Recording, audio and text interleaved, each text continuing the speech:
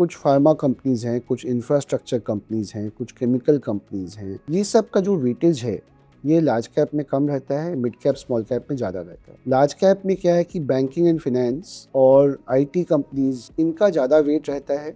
जो उभरती हुई इंडस्ट्रीज हैं ये छोटे से बड़ा हो रही है, तो इनका जो वेटेज है, इनका जो रिप्रेजेंटेशन है, ये स्मॉल एंड मिड कैप्स में ज़्यादा रहता है। तो मेरे ख्याल से ये मेरा मानना है कि बहुत ज़्यादा पैसा छप गया है दुनिया में, जिसके कारण एक इन्फ्लेशन, ये एक ऐसा जिन्न है जो बोतल से बाहर आ गया है और इसे वापस घुसाना बहुत ही डिफिकल्ट होगा। तो मेरा ये अनुमान है कि ये इन्फ्लेशन थोड़ा बढ़ गया है और ऐसा अभी ये दिख भी रहा है हमें कि ग्लोबली बॉन्ड यील्ड्स ऊपर चली गई हैं और वो नीचे आने का नाम नहीं दे रही है। यूएस में, जापान में, इंडिया में भी किसी हद तक इंटरेस्ट रेट्स, जो मार्केट की इंटरेस्ट रेट्स है 10 साल 20 साल की बॉन्ड्स हैं, इनकी इंटरेस्ट रेट ऊपर चले गए हैं। ये दर्शाता है कि इन्फ्लेशन ऊपर जा रहा है। आई थिंक लाइफ में और भी चीज़ें हैं पैसों को छोड़ के, आई थिंक उन पे ध्यान देना चाहिए, रिलेशनशिप पे ध्यान देनी चाहिए, अपने शौक पे ध्यान देना चाहिए, पढ़ना चाहिए, सुनना चाहिए।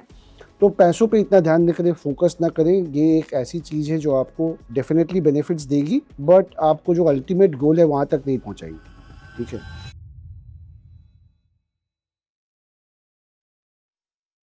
Hello friends, welcome back to mutual fund की बात। मेरा नाम नम्रता अरोरा है and you know we been doing so many episodes, we done so much content. हमने इतने सारे fund managers, CIO, CEOs, mutual funds को आपके लिए यू नो अलग अलग एपिसोड्स में दर्शाया है। सो आज के हमारे एपिसोड में हम एक बहुत इंटरेस्टिंग टॉपिक डिस्कस करने वाले हैं। We gonna talk about core and satellite portfolio and I genuinely believe कि यू नो हर इन्वेस्टर का जो म्यूचुअल फंड पोर्टफोलियो है उसमें कुछ ऐसे फंड्स होते हैं जो बहुत इंपॉर्टेंट होते हैं, जो आपको आपके लॉन्ग टर्म गोल्स को अचीव करने के लिए मदद करते हैं, और कुछ ऐसे फंड्स होते हैं जो आपको एक्साइटमेंट लाते हैं, जो आपके पोर्टफोलियो के रिटर्न्स को शायद थोड़ा बेटर कर सकते हैं over a period of time. तो आज यू नो ये पूरी स्ट्रैटेजी के बारे में हम डिस्कस करेंगे और आज हमारे इस एपिसोड में we have with us mister Sandeep Bagla. Mister Sandeep Bagla, he is a chief executive officer of Trust asset management. ये अपने साथ लाते हैं 3 डेकेड्स का experience across Indian financial markets. इनकी लीडरशिप के अंडर ट्रस्ट म्यूचुअल फंड ने इन्वेस्टमेंट स्पेस में ग्रुप की पहली रिटेल एंट्री की, जहां बिजनेस को एक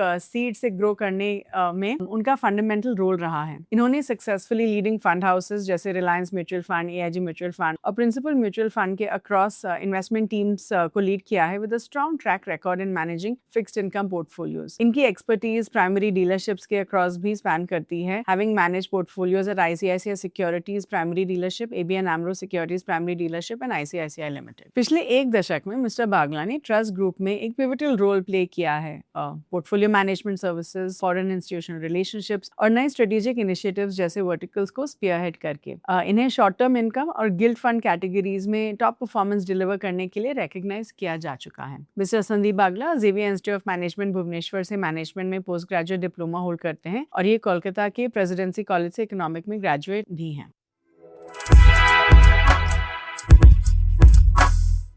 Hello everyone, welcome back to Mutual Fund की बात. Thank you so much for joining us again in this episode. You know, तो आज हमारे साथ है मिस्टर संदीप बागला, जो he is a CEO of trust mutual fund और ये हमारे साथ पहली बार ज्वाइन कर रहे हैं। Sandeep sir, thank you so much for joining us today again for the very first time. And you no जब हम सोच रहे थे कि हम ट्रस्ट म्यूचुअल फंड से किसी को लेके आएंगे, like I was saying, we just wanted you as a speaker for the first time because we know that आप बहुत अच्छे insights देते हैं, you have some amazing views about things. So thank you so much for joining us today, sir. Thank you for inviting me, Namrata. Grow as a platform has been amazing and हम लोग हम देखते हैं कि grow का जो growth है that is exemplary in nature, काफ़ी अच्छा ग्रोथ हो रहा है। तो मुझे ग्रो के साथ जुड़ने में बहुत ही खुशी हो रही है। Thank you. Thank you sir, thank you so much.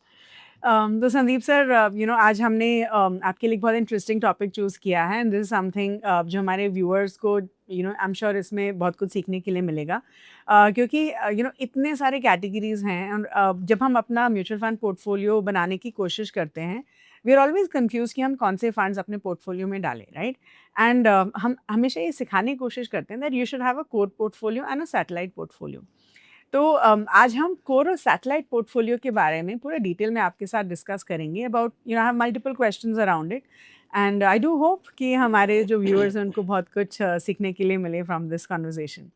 बिल्कुल। So okay, so let's get started and सबसे पहले तो संदीप साहब हमें ये बताइए कि एक इन्वेस्टर का म्यूचुअल फंड पोर्टफोलियो कैसा होना चाहिए, कंसिडरिंग अभी इतना कुछ चेंज हो रहा है in the world, we see so much happening, and एक न्यूज़ आइटम आता है और मार्केट्स रिएक्ट करती हैं, तो with so much volatility, so much uncertainty, आप हमें ये बताइए कि एक म्यूचुअल फंड पोर्टफोलियो का इम्पोर्टेंस क्या होता है एट अ टाइम लाइन। देखिए, म्यूचुअल फंड्स करीब 25-30 सालों से इंडस्ट्री में हैं और बहुत सारी स्कीम्स, थोड़ी स्कीम्स बढ़ गई हैं अभी, लेकिन जो कोर पोर्टफोलियो है, जो मेन स्ट्रीम की जो फंड्स हैं, जैसे फ्लेक्सी कैप है, स्मॉल कैप है, लार्ज कैप है, मिड कैप है, इनका परफॉर्मेंस हम अगर देखें तो ये जी। काफ़ी एवरग्रीन परफॉर्मेंस रहा है।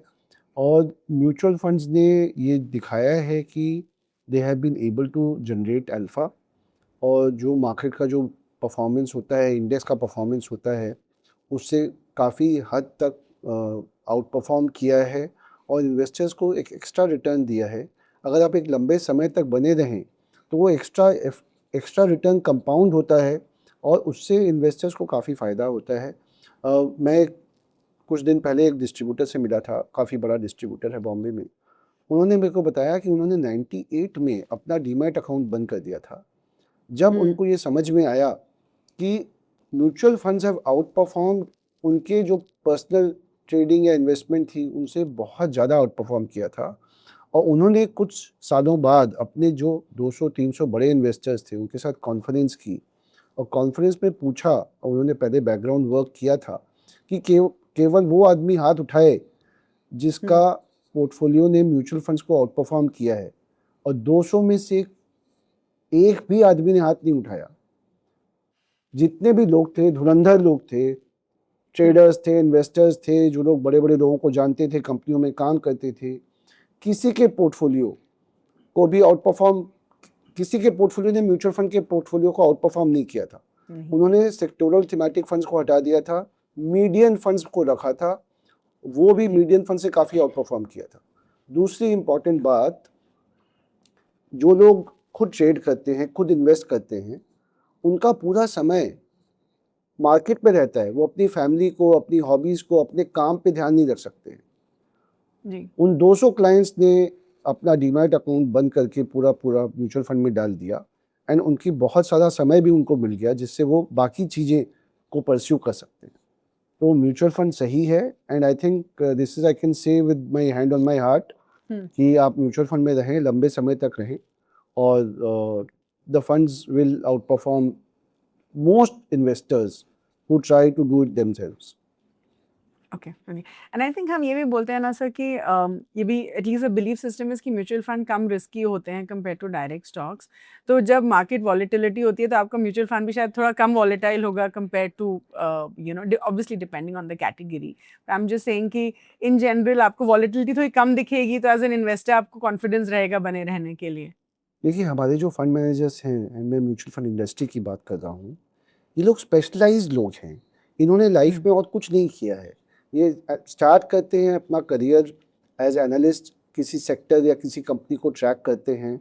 ये पूरा टाइम सुबह भी मैं क्या बोलूँ, 8 बजे से लेके रात में 10 बजे 12 बजे सब मार्केट्स ट्रैक करते हैं, यूएस मार्केट ट्रैक करते हैं, इंटरेस्ट रेट ट्रैक करते हैं। जो स्पेसिफिक कंपनी है उनके मैनेजमेंट्स को मिलते हैं, इंडस्ट्री के जो ट्रेंड्स हैं वो फॉलो करते हैं, वैल्यूएशन चेक करते हैं, कौन सा कितने पोर्टफोलियो में कितना डालना है, कब डालना है, कौन सा सेक्टर रोटेट करना है, ये पूरा उस पे कॉन्सेंट्रेट करते हैं। आज मैं एक सीईओ हूँ, आप एक पॉडकास्टर हैं, आप अपनी मीडिया कंपनी चलाती हैं। हमारे लिए पॉसिबल नहीं है कि हम इतना समय और इतना अटेंशन इसको दे सकें। अगर हमें लगता है कि हम थोड़ा सा समय और थोड़ा सा अटेंशन और थोड़ी सी इंफॉर्मेशन के साथ प्रोफेशनल फंड मैनेजर्स को बीट कर सकें, मेरे ख्याल से ये एक भ्रांति है। और मेरे ख्याल से अगर करना भी हो किसी को, तो 5-10% आप अपने शौक के लिए रखिए। ये एक प्रोफेशनल काम है, ये प्रोफेशनल्स को करने दीजिए। जब हम किसी होटल में जाते हैं, रेस्टोरेंट में जाते हैं, तो शेफ़ खाना बना के लाता है, हम एंजॉय करते हैं। किसी डॉक्टर के पास जाते हैं, हम उसकी एडवाइस लेते हैं, उसके हिसाब से हम, तो यही एक फाइनेंशियल एक्सपर्ट्स हैं।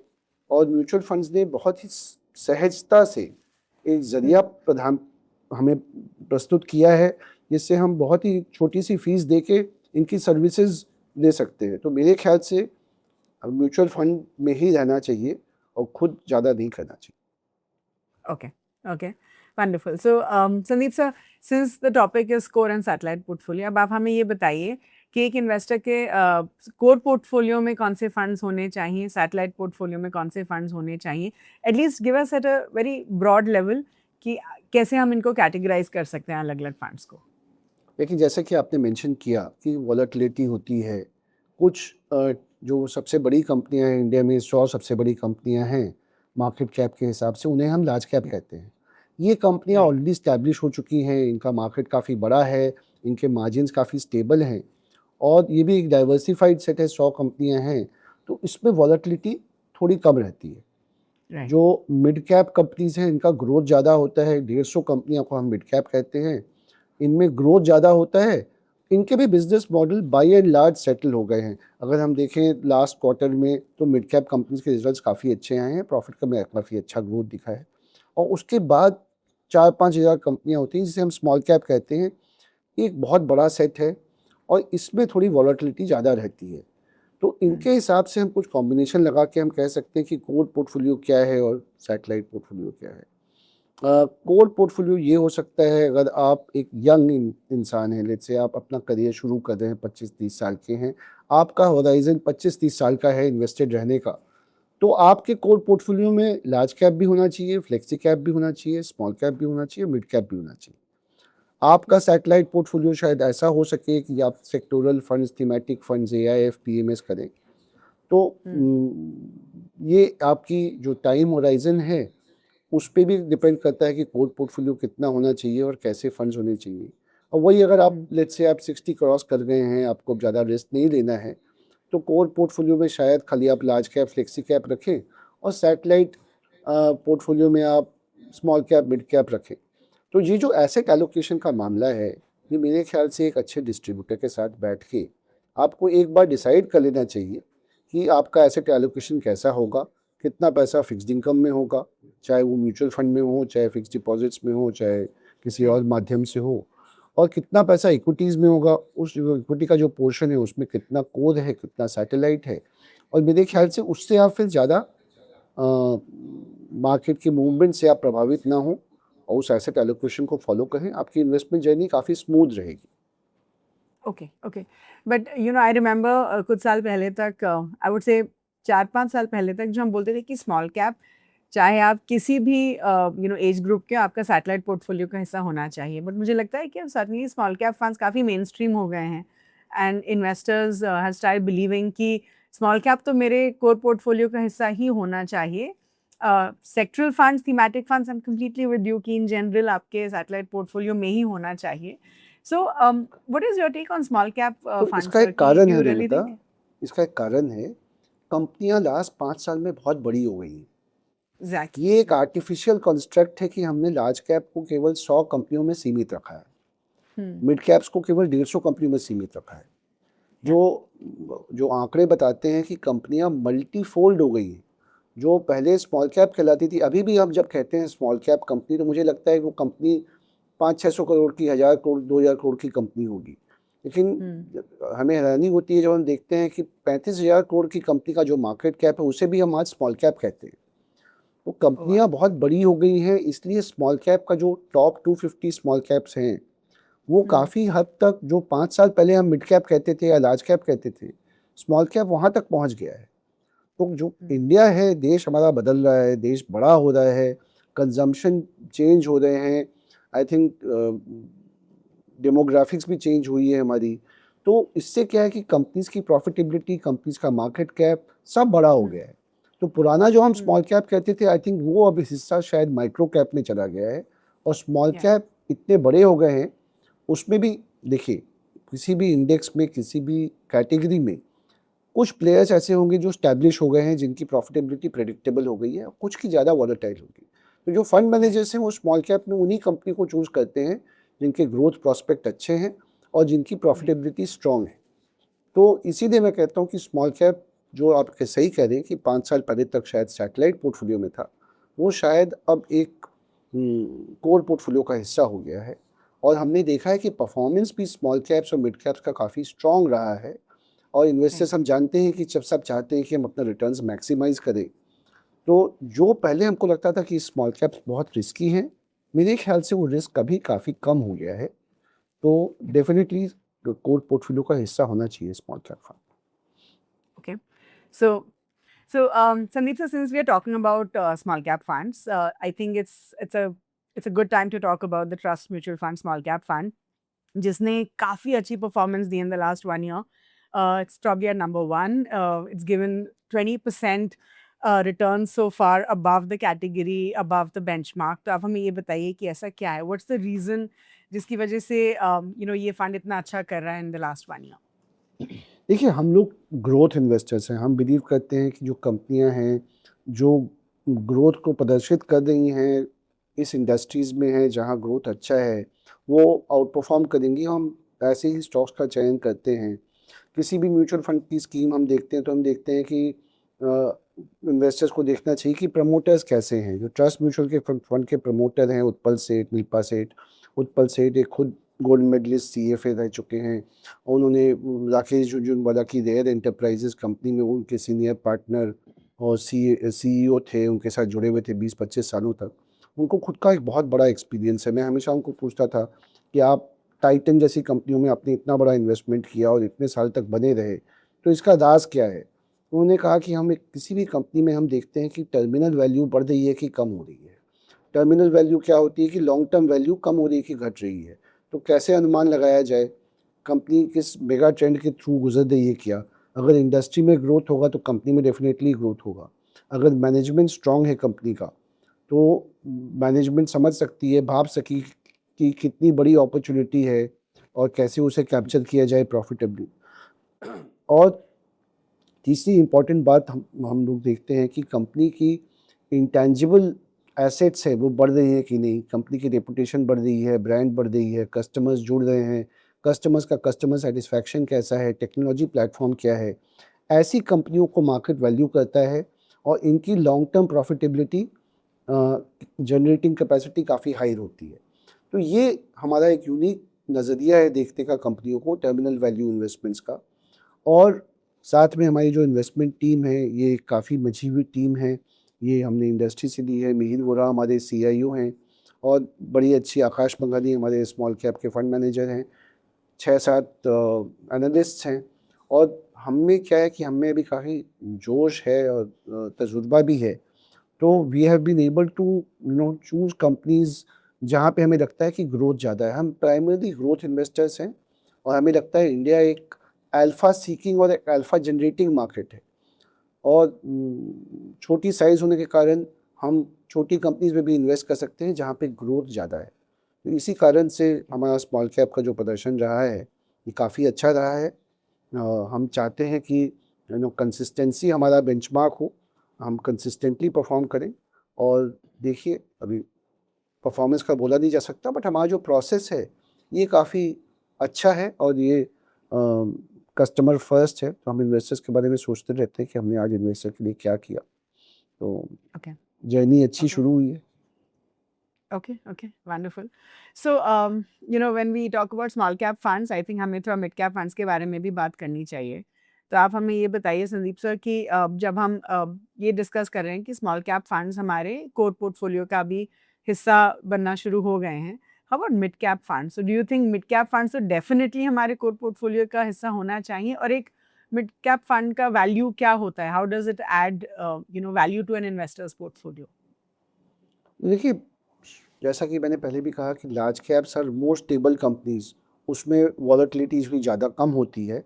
स्मॉल कैप में छोटी-छोटी कंपनियां हैं जो बड़ी हो रही हैं, उनका बिज़नेस मॉडल पूरा एस्टैब्लिश नहीं हुआ है, तो वो ग्रोथ ओरिएंटेड होती है लेकिन वॉलेटिलिटी ज़्यादा हो सकती है उसमें। Mid cap right. कंपनी 150 कंपनियां हैं जो करीब 35,000 करोड़ से लेके 1 लाख करोड़ के मार्केट कैप के आसपास हैं और इनका बिज़नेस मॉडल एस्टैब्लिश हो गया है। इनकी प्रॉफिटेबिलिटी हाई है मोस्ट ऑफ द कंपनीज की। इनका ग्रोथ फास्टर है, हायर है देन लार्ज कैप्स। ये मिड कैप कंपनियां लार्ज कैप में घुसना चाहती हैं। ये स्मॉल कैप थी, अब ये मिड कैप बन रही है, अब लार्ज कैप में की तरफ जाना चाहती है। तो ऐसी बहुत सारी लिस्टिंग्स हुई हैं नई लास्ट 2 साल 3 साल में, जो सीधा मिड कैप में ही आई हैं। तो काफ़ी ऐसे सेक्टर्स हैं जो लार्ज कैप में नहीं है लेकिन उनका वेट मिड कैप में है। तो मिड कैप एक बहुत ही स्वीट स्पॉट में हम कह सकते हैं। लास्ट क्वार्टर की अर्निंग्स भी हम देखें तो मेरे ख्याल से 20-25% के औसतन में इनकी अर्निंग्स ग्रोथ हुई है। जैसा कि हम जानते हैं कि ब्रॉड मार्केट्स ने, लार्ज कैप्स ने इंडेक्स लेवल पे 1-2 साल तक कुछ ज़्यादा डिलीवर नहीं किया है। बट अगर हम आज देखें तो मिड कैप फंड्स जो हैं, मिड कैप इंडेक्स जो है, वो I think all time high के आसपास है। तो ये मेरे ख्याल से इंडिया का जो नक्शा है थोड़ा चेंज हो रहा है फाइनेंशियल मार्केट्स का। जो ग्रोथ है वो लार्ज कैप में कम है, मिड कैप में ज़्यादा है और स्मॉल कैप्स में उससे भी ज़्यादा है। बट मिड कैप्स काफ़ी उभर के आगे आ रही हैं, बहुत अच्छा परफॉर्म कर रही हैं। एंड रियलिटी ये है कि मिड कैप्स पहले, मिड कैप्स और स्मॉल कैप मिला के केवल 20% थे मार्केट के आज से 20 साल पहले। ये बढ़ के अब 40% मार्केट कैप में ये कमांड करते हैं। तो जो फ्यूचर है वो हमारा स्मॉल एंड मिड कैप्स पे डेफिनेटली काफ़ी रहेगा। अगर इंडिया का ग्रोथ बरकरार रहा तो मिड कैप, स्मॉल कैप्स काफ़ी अच्छा परफॉर्म कर सकते हैं। तो they should definitely be part of the core portfolio. Okay okay so अभी अगर हम ये हमारे देश की टॉप 100 कंपनीज देखें, वो एक्चुअली एक कुछ सेक्टर्स में ही कॉन्सेंट्रेटेड रहती हैं। एंड लाइक यू सेड कि मिड कैप्स में से थोड़े सेक्टर्स होते हैं जो शायद लार्ज कैप में रिप्रेजेंटेड नहीं हैं। तो आप हमें बताइए ऐसे कौन से सेक्टर्स हैं जो मिड कैप में है लेकिन लार्ज कैप में रिप्रेजेंटेड नहीं है? देखिए, कुछ फार्मा कंपनीज़ हैं, कुछ इंफ्रास्ट्रक्चर कंपनीज़ हैं, कुछ केमिकल कंपनीज़ हैं। ये सब का जो वेटेज है, ये लार्ज कैप में कम रहता है, मिड कैप, स्मॉल कैप में ज़्यादा रहता है। लार्ज कैप में क्या है कि बैंकिंग एंड फाइनेंस और आईटी कंपनीज़, इनका ज़्यादा वेट रहता है। जो उभरती हुई इंडस्ट्रीज़ हैं, ये छोटे से बड़ा हो रही हैं, तो इनका जो वेटेज है, इनका जो रिप्रेजेंटेशन है, ये स्मॉल एंड मिड कैप्स में ज़्यादा रहता है। तो ऐसी काफ़ी सारी इंडस्ट्रीज़ हैं, जैसे रिटेलिंग है, केमिकल्स हैं, डिफेंस है, मैन्युफैक्चरिंग है, इंफ्रास्ट्रक्चर है। इनका ज़्यादा वेट टिपिकली हमने देखा है कि ये जो न्यू एज इंडस्ट्रीज़ हैं, ये typically small and mid caps में ज़्यादा रहती हैं। Okay, okay. So now let's understand one very simple thing. Let's say कि एक इन्वेस्टर ने जो है अपने पोर्टफोलियो में काफ़ी अच्छे रिटर्न्स देख लिए हैं। सो आपको क्या लगता है कि क्या हमें उस फंड से पैसा निकाल लेना चाहिए और मे बी री इन्वेस्ट करना चाहिए, या फिर we should continue to hold them for long run? ना इसका सिंपल सा लॉजिक ये है कि मान लीजिए अभी मार्केट्स थोड़ी वॉलेटाइल हैं, तो डज इट मेक सेंस कि अपने हाई परफॉर्मिंग फंड से निकाल के लोअर एनएवीज पे इन फंड्स को री इन्वेस्ट किया जाए? और do you think we should continue to hold this? I am asking you this question क्योंकि जब मैं इन्वेस्टर से बात करती हूँ तो ये बहुत कॉमन क्वेश्चन उभर के आता है कि अब अगर सस्ते में मिल रही है, एनएवीज नीचे जा रही हैं, तो क्या हम निकाल के री इन्वेस्ट कर दें? Should we book our profits and reinvest? So what is your take on this? देखिए, मुझे नहीं लगता है कि आपको पैसा निकाल के री इन्वेस्ट करना चाहिए। इसमें एक टैक्सेशन का एंगल भी है। आपने अगर कोई फंड अच्छा किया है आपका, आपने वहाँ निकाल लिया और आपने री इन्वेस्ट किया, तो आपकी कहानी फिर से शुरू हो जाएगी। और जो आपने जो प्रॉफिट बुक किया है उस पे आपको टैक्स पे करना पड़ेगा। तो एक वो काफ़ी प्रैक्टिकल एंगल है कि भाई आप क्यों टैक्स पे करेंगे। दूसरा, अगर आपको जी। पैसे की ज़रूरत नहीं है तो बेफजूल की चर्निंग पे मैं बिलीव नहीं करता हूँ। और जैसा कि मैंने कहा कि ये जो फंड मैनेजर है वो अपने लेवल पे करेगा। अगर उसे लगता है कोई इंडस्ट्री थोड़ा ग्रोथ नीचे आ रहा है या पतन की तरफ जा रही है, तो अपने आप वो वेट कम कर देगा। तो आपको देखना है कि एक्टिव फंड मैनेजर है कि इंडेक्स फंड मैनेजर है। मेरे ख्याल से अभी जो दौर से हम गुजर रहे हैं, ये इंडेक्स फंड्स के लिए शायद थोड़ा इतना अच्छा नहीं है, बिकॉज वो इंडेक्स चेंज होने में काफ़ी टाइम लगता है। जो एक्टिव फंड मैनेजर्स हैं, वो जो सेक्टर्स अच्छा नहीं कर रहे हैं उस पे उसको ज़ीरो कर सकते हैं या कम वेट दे सकते हैं, और जो अच्छा कर रही हैं ऑफ इंडेक्स बेट्स जो कहते हैं, एक्टिव बेट्स ले सकते हैं। तो जो हमारा जो ग्रोथ का नज़रिया है, we are active fund managers. तो मुझे लगता है कि अभी बीटा इन्वेस्टिंग करनी चाहिए, बीटा इन्वेस्टिंग नहीं करनी चाहिए, अल्फ़ा खोजना चाहिए। और आई थिंक मार्केट में ऐसी काफ़ी सारी अपॉर्चुनिटीज़ हैं जो एक फंड मैनेजर क्रिएट कर सकता है। अगर आपका फंड मैनेजर अच्छा है, आप उससे खुश हैं, आपको पैसे की ज़रूरत नहीं है, तो आप मार्केट टाइमिंग मेरे ख्याल से ना करें। अगर आपको फ्रेश पैसा लगाना है, उसको आप शायद एसटीपी, एसआईपी के माध्यम से लगाएं, बट पुराने फंड को चर्न ना करें। इससे कोई आपको बेनिफिट नहीं होगा, आपको रीडिप्लॉयमेंट की प्रॉब्लम होगी, मार्केट आप टाइम नहीं कर पाएंगे, और टैक्स भी देना पड़ेगा। तो मेरे ख्याल से अनलेस आप कोई ऐसी स्कीम में है जहां आपका परफॉर्मेंस अच्छा नहीं है, या कोई सेक्टोरल थीमेटिक फंड्स हैं जहां थीम ख़त्म हो गई है, वहां से आप शिफ्ट करके डाइवर्सिफाइड फंड में आ जाएं, सैटेलाइट से शिफ्ट करके कोर में आ जाएं, बट कोर के जो स्कीम्स है उसमें आप चर्निंग ना करें तो बेहतर रहेगा। Okay okay. आपने अभी इंडेक्स फंड की भी बात करी, यू सेड कि ये शायद समय इंडेक्स फंड्स के लिए अच्छा नहीं है, लेकिन index investing is so famous in India for multiple reasons. लेकिन आई थिंक एक रीज़न जो मुझे लगता है based on my interaction with people is कि एक्सपेंस रेशियो कम है, एंड बहुत सारे लोग जो एक्सपेंस रेशियो को देखते हैं एंड दे लाइक अरे इंडेक्स फंड्स में एक्सपेंस रेशियो कम है तो इसमें डाल देते हैं, राइट?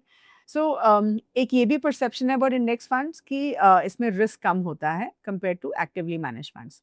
तो आप पहले give us throw some light on this कि क्या genuinely index funds, ETFs actively manage fund से कम रिस्की होते हैं, एंड सेकेंडली ये हमारे कोर पोर्टफोलियो का हिस्सा होना चाहिए या सैटेलाइट पोर्टफोलियो का हिस्सा होना चाहिए?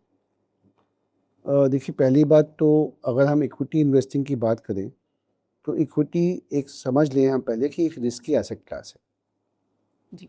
तो इसमें अब हम अगर हम रिस्क कम की बात करें तो सेफ्टी की बात नहीं कर रहे हैं हम, कैपिटल टेम्परेरी पीरियड के लिए आपका कैपिटल कम हो सकता है, 20-30% की कटौती भी हो सकती है। तो इन्वेस्टर्स को प्रिपेयर्ड होना चाहिए कि शॉर्ट टर्म में वॉलेटिलिटी आएगी, लॉन्ग टर्म में इंडिया का ग्रोथ अच्छा है तो कंपनियां अच्छा करेंगी, तो prices will catch up and returns will be generated. But हम हमेशा कहते हैं कि 5 से 10 साल का टाइम फ्रेम लेके चले। अगर आप बात करते हैं let's say index fund cost की अगर बात करते हैं, तो ये डिबेट तो मेरे ख्याल से दुनिया में काफ़ी सालों से चल रहा है। There are periods when index fund थोड़ा आउट परफॉर्म करते हैं और इंडेक्स भी एक्टिवली मैनेज होते हैं। जो 5 साल पहले का इंडेक्स था, 25 साल पहले का इंडेक्स था, वो आज हम वो कंपनियां इंडेक्स पे नहीं हैं। तो काफ़ी हद तक इंडेक्स भी एक्टिवली मैनेज होते हैं। हर 3 से 6 महीने में उनका कॉम्पोजिशन थोड़ा थोड़ा चेंज होता रहता है। जो अंडर परफॉर्मेंस है वो इंडेक्स क्रिएटर उसको निकाल देता है और अच्छे कंपनी को लेके आता है। तो मेरे ख्याल से जो लेट्स से लार्ज कैप है जहाँ पे ज़्यादा अपॉर्चुनिटीज़ नहीं है, कंपनियां डिस्कवर्ड है, वो आप इंडेक्स या ईटीएफ में आप डाल सकते हैं। लेकिन मिड कैप्स और स्मॉल कैप्स में जहाँ अल्फा की अपॉर्चुनिटी बहुत ज़्यादा है, ज़्यादा है। फंड मैनेजर अच्छा हो, एक्टिव हो और अच्छी कंपनियों में इन्वेस्ट कर रहा हो और टाइम पे प्रॉफिट बुकिंग करता हो, तो वो आपके लिए एक्टिव फंड मैनेजमेंट कर रहा है, तो उसका बेनिफिट मेरे ख्याल से एक्टिव फंड मैनेजर को जाना चाहिए। Okay, so basically you are saying index funds अगर डालने हैं तो आपका लार्ज कैप फंड को, एक्टिवली मैनेज फंड को आप रिप्लेस कर सकते हैं with large cap index fund, लेकिन मिड और small cap you should have not on the index side but actively manage होने चाहिए। Okay, core portfolio, satellite portfolio? Index fund शायद कोर पोर्टफोलियो का हिस्सा होने चाहिए, और जो एक्टिव फंड्स हैं वो depending on your age and your profile, risk profile and your holding period, they can be part of satellite और core. Yeah, as we've discussed at the beginning. Yeah, okay. Okay.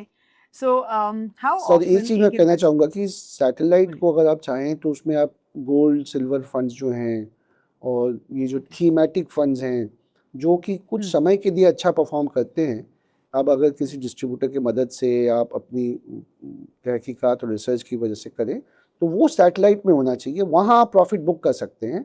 Because वहाँ पे अगर किसी fund ने अच्छा किया है, किसी थीम ने अच्छा किया है, तो हो सकता है कि 2-3 साल तक वो थीम वापस वैसा प्रदर्शन ना कर पाए। Okay okay. सो जब हम पोर्टफोलियो रीबैलेंसिंग की भी बात करते हैं, राइट? क्योंकि बहुत सारे इन्वेस्टर्स कंफ्यूज होते हैं कि हमें how often should be rebalance our portfolio. तो क्या हमारी स्ट्रैटेजी होनी चाहिए कि हमें रेगुलर बेसिस पे रीबैलेंस करना चाहिए, और वो रेगुलरिटी भी I think you and I can define it, या फिर हमारा अप्रोच होना चाहिए कि सेट इट एंड फॉरगेट, आप बस इन्वेस्ट करिए and then forget about it. Like I personally don't believe in rebalancing, मुझे लगता है कि अच्छे फंड्स हैं तो उनको just hold them for a long period of time. लेकिन आई एम श्योर अगर आप रीबैलेंसिंग भी करेंगे तो शायद आपको बेनिफिट मिल सकता है। तो आपका इस पे क्या व्यू रहेगा? देखिए ममता जी, मेरा ये मानना है कि जो एक फैमिली की एक पूंजी होती है, उसमें हमें रेगुलर इनकम भी चाहिए होती है, टैक्स एफिशिएंसी भी चाहिए और हाई रिटर्न्स भी चाहिए होते हैं। तो मेरे ख्याल से मेरा ये पर्सनल मानना है कि एसेट एलोकेशन करना बहुत ज़रूरी है। आप किसी के साथ बैठ के, एडवाइज़र या डिस्ट्रीब्यूटर के साथ बैठ के आप ये समझ लीजिए कि आपको 30, 40, 50% फिक्स्ड इनकम में डालना चाहिए, जहाँ पे एक रेगुलर इनकम आती रहे। चाहे वो बॉन्ड्स हों, चाहे डेट फंड्स हों, चाहे रीट इन्विट हो, इस टाइप का कुछ भी हो, जहाँ पे एक रेगुलरिटी ऑफ इनकम है। इससे आपका मार्केट जब वॉलेटाइल होगा, इक्विटी मार्केट, तो आपका पोर्टफोलियो वैल्यू गिरेगी नहीं, आपकी लिक्विडिटी बरकरार रहेगी। और उसके बाद आप इक्विटी में, आप depending on your risk profile, आप 40, 50, 60% आप इक्विटी में डालें। हर 6 महीने में, 1 साल में आप देखिए, कई बार क्या होता है, इक्विटी भाग जाता है। तो इक्विटी ने अगर सपोज़ कीजिए किसी साल 20% का रिटर्न दिया, तो उसका आपका इक्विटी प्रपोर्शन बहुत बढ़ जाएगा और डेट वाला पोर्शन कम हो जाएगा। आपको अपना एसेट एलोकेशन बरकरार रखना चाहिए। अगर कोई बिलीव नहीं करता है एसेट एलोकेशन में, तो उसे 1 साल बाद देखना चाहिए, 2 साल बाद देखना चाहिए। लेकिन एसेट एलोकेशन पे रीबैलेंसिंग करना बहुत ज़रूरी है। अगर इक्विटी बहुत बढ़ गया है, तो कुछ प्रॉफिट आप वहाँ से निकाल के आप डेट में एलोकेट कीजिए, या फिर नया पैसा आप डेट में एलोकेट कीजिए।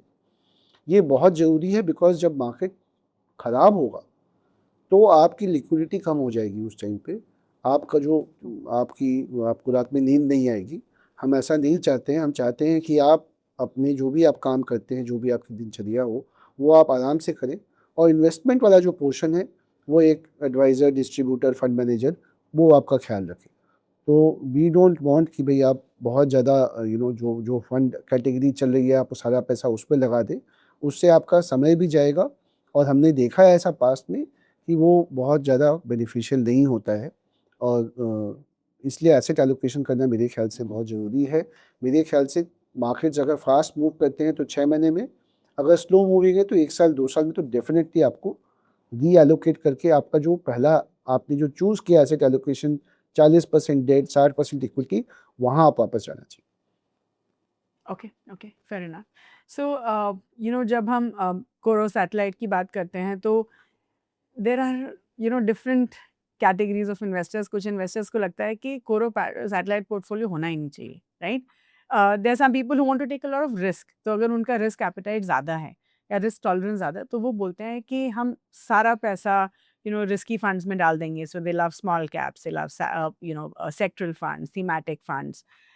सो अब हमें ये समझाइए संदीप जी कि क्या कोरो सैटेलाइट अप्रोच सारे इन्वेस्टर्स के लिए वर्क करता है, या अगर मेरा रिस्क टॉलरेंस ज़्यादा है, तो मैं एक डिफरेंट अप्रोच ले सकती हूँ, एंड वो डिफरेंट अप्रोच क्या हो सकती है आपके पर्सपेक्टिव से? देखिए, आपका हाज़मा अगर नॉर्मल है, अच्छा खाना आप खाएँगे तो सबकी सेहत के लिए अच्छा होता है। आपका हाज़मा बहुत मज़बूत है, तो आप जंक खा के भी आप उसे पचा सकते हैं। लेकिन एडवाइस तो यही रहेगी कि आप म्यूचुअल फंड्स में रहें, और कोर पोर्टफोलियो बनाएँ और सैटेलाइट पोर्टफोलियो बनाएँ, जिससे आपको एक स्ट्रक्चर भी मिलेगा और फ्लेक्सिबिलिटी भी मिलेगी। अगर कोई थीम चल रही है, तो आप उसे सैटेलाइट में डाल सकते हैं, जो वो हर 3-6 महीने में आप उसको देख सकते हैं, और उससे आप पैसा निकाल भी सकते हैं। कोर जो है, जी। वो ऐसा पोर्टफोलियो होना चाहिए जिसे आपको, जैसा कि आपने कहा, कुछ सालों तक आपको उसको सोचने की ज़रूरत ना हो, और वो आपका कोर पोर्टफोलियो आपको स्टेबिलिटी एंड ग्रोथ दोनों का कॉम्बिनेशन देगा। तो मेरे ख्याल से ये जो फ़ॉर्मूला है, ये सबके लिए काम करता है। लेकिन कोई अगर धुरंधर है, कोई सोचता है कि मैं दुनिया के जो रूल्स हैं अप्लाई नहीं करते हमें, तो वो ट्राई करके, कोशिश करके देख सकते हैं। लेकिन जैसा कि मेरे डिस्ट्रीब्यूटर दोस्त ने बताया कि उनके 200-300 डिस्ट्रीब्यूटर बड़े कस्टमर्स जो थे, किसी ने भी म्यूचुअल फंड्स को आउट परफॉर्म नहीं किया था।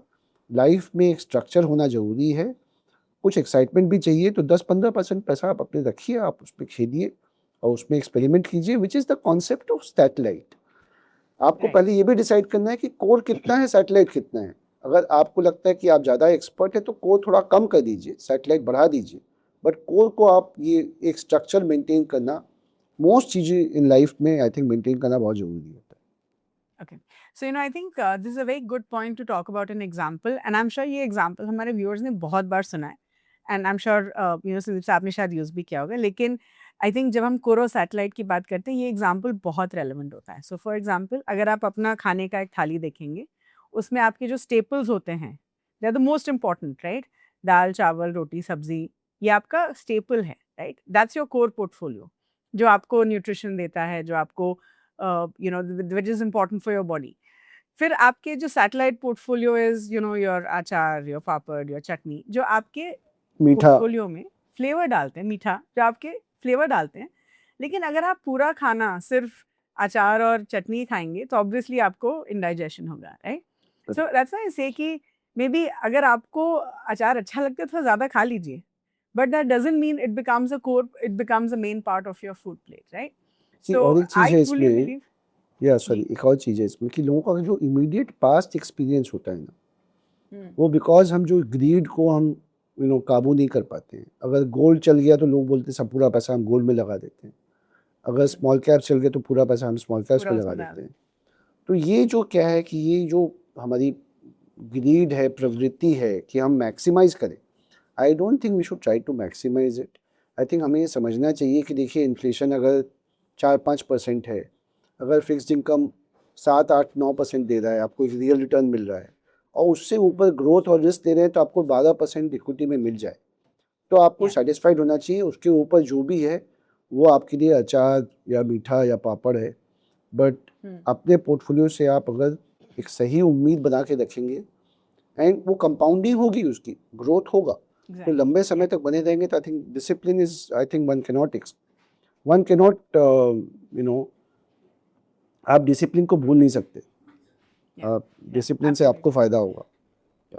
बल्कि I am a true believer of the fact कि अगर आप म्यूचुअल फंड में इन्वेस्ट कर रहे हैं, then you are an investor जिसको लगता है कि मुझे थोड़े कम रिस्क के साथ अच्छे रिटर्न्स चाहिए, राइट? अगर आपको और ज़्यादा रिस्क लेना है तो आई थिंक बहुत सारे और प्रोडक्ट्स अवेलेबल हैं मार्केट में। बट आई ट्रूली बिलीव कि अगर आप म्यूचुअल फंड में इन्वेस्ट करें तो कुछ बेसिक प्रिंसिपल्स अगर आप फॉलो करेंगे तो आप उसका शायद मैक्सिमम बेनिफिट उठा पाएंगे। बिल्कुल, दैट्स माय जैसा कि टेक। आपकी थीम है आज कोर एंड सैटेलाइट, ये काफ़ी अच्छी थीम है।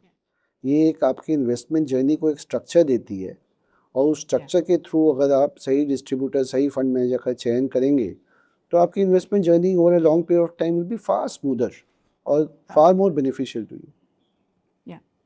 ओके। सो अभी आपने जस्ट आई थिंक 1 और 2 क्वेश्चंस बैक आपने गोल्ड के बारे में बोला था ना, आपने ये बोला था कि गोल्ड भी जो है हमारे सैटेलाइट पोर्टफोलियो का हिस्सा हो सकता है। सो let me just ask you little bit about this. आपने रिसेंटली बोला था कि कमोडिटीज़ जो हैं अभी middle of the super cycle में हैं। तो why is it so? I mean क्या आप इसको थोड़ा इलैबोरेट करके हमें बताइए कि इसका मतलब क्या है? एंड ऑल्सो अगर आप बोल रहे हैं कि गोल्ड जो है सैटेलाइट पोर्टफोलियो में फिट होता है, टेल मी व्हाई? बिकॉज़ मुझे पर्सनली लगता है कि आज के समय में ये हर इन्वेस्टर के पोर्टफोलियो का core part of the investing है, right?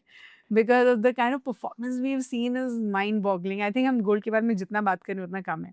But I want you to tell us कि अभी के समय में भी क्या ये सैटेलाइट पोर्टफोलियो का ही हिस्सा होना चाहिए? देखिए, भारतीय नारी जो है, इन्होंने प्रूव किया है कि गोल्ड में इन्वेस्ट करना चाहिए और सालों-सालों तक गोल्ड में इन्वेस्ट किया है एंड ऐसा लग रहा है कि उनकी जो इन्वेस्टमेंट इन्वेस्टमेंट फिलॉसफी है। फिलॉसफी थी वो सही जा रही है। और बट ये अगर हम मैं अपना पर्सनल व्यू दे रहा हूँ कि जो हमारे ग्लोबल सेंट्रल बैंक्स हैं ना, ये 2008 में ग्लोबल फाइनेंशियल क्राइसिस हुई थी। उसके बाद वो काफ़ी हाइपर एक्टिव हो गए और उनको लगा कि अगर वो पैसा नहीं छापेंगे, अगर देश की ग्रोथ को नहीं बचाएंगे तो इकोनॉमिक कोलैप्स हो जाएगा। और इन्होंने बहुत पैसा छापा, जिसको हमने कहा क्वांटिटेटिव ईजिंग। ये सेंट्रल बैंक्स की बात कर रहा हूँ मैं, यूएस में ईसीबी, जापान, यूरोप में और इंग्लैंड में। तो इन लोगों ने बहुत पैसा छापा अपनी अपनी इकोनॉमी को बढ़ावा देने के लिए। जैसा कि है कि भाई आज लोग पैसा क्यों नहीं छाप सकते, क्योंकि इन्फ्लेशन आ जाता है। तो 10-12 साल तक चाइना सस्ते गुड सप्लाई कर रहा था दुनिया को, इंडिया से चीप लेबर जा रहा था आईटी कंपनीज में, तो इन्फ्लेशन नहीं आया। तो 2008 से लेकर 2020 तक इन्फ्लेशन नहीं आया और कोविड में भी सेंट्रल बैंक्स ने बहुत पैसा छापा। तो मेरे ख्याल से ये मेरा मानना है कि बहुत ज़्यादा पैसा छप गया है दुनिया में, जिसके कारण एक इन्फ्लेशन, ये एक ऐसा जिन है जो बोतल से बाहर आ गया है और इसे वापस घुसाना बहुत ही डिफ़िकल्ट होगा। तो मेरा ये अनुमान है कि ये इन्फ्लेशन थोड़ा बढ़ गया है और ऐसा अभी ये दिख भी रहा है हमें कि ग्लोबली बॉन्ड यील्ड्स ऊपर चली गई हैं और वो नीचे आने का नाम नहीं दे रही हैं। यूएस में, जापान में, इंडिया में भी किसी हद तक। इंटरेस्ट रेट्स जो मार्केट के इंटरेस्ट रेट्स है 10 साल 20 साल की बॉन्ड्स हैं, इनकी इंटरेस्ट रेट ऊपर चले गए हैं। ये दर्शाता है कि इन्फ्लेशन ऊपर जा रहा है। जब इन्फ्लेशन होगा तो कमोडिटीज़ के दाम बढ़ेंगे, एक्सपेक्टेशन आ जाता है। दूसरा, हमारी जो पूरी दुनिया की अर्थनीति थी, अर्थव्यवस्था थी, ये काफ़ी हद तक डॉलर डिपेंडेंट थी। लेकिन ट्रंप महाशय जो आए हैं, मिस्टर प्रेसिडेंट ट्रंप, इन्होंने काफ़ी तक कोशिश की है कि डॉलर की वैल्यू थोड़ी कम हो जाए। उनकी जो पॉलिसीज़ हैं वो प्रेडिक्टेबल नहीं हैं। जो बड़े इन्वेस्टर्स हैं, वेल्थ फंड्स हैं, सॉवरेन फंड्स हैं, ये अब अपना पैसा चाहते हैं कि डॉलर में उतना ना लगाएं जितना पहले लगाते थे। इन सब का बेनिफिट आएगा कमोडिटीज़ को और मेटल्स को और गोल्ड को। तो ये फिर भी एक टैक्टिकल अप्रोच है, ये कोर पोर्टफोलियो का हिस्सा नहीं होने चाहिए। अगर आप पीरियोडिकली इन्वेस्ट कर रहे हैं ज्वेलरी में यूज़ करने के लिए, तो वो गोल्ड अच्छा है आपके लिए। बट मेरे ख्याल से gold is a very effective hedge for inflation, and ये सेंट्रल बैंक्स भी कर रहे हैं और इंडियंस तो कर ही रहे थे बहुत सालों से।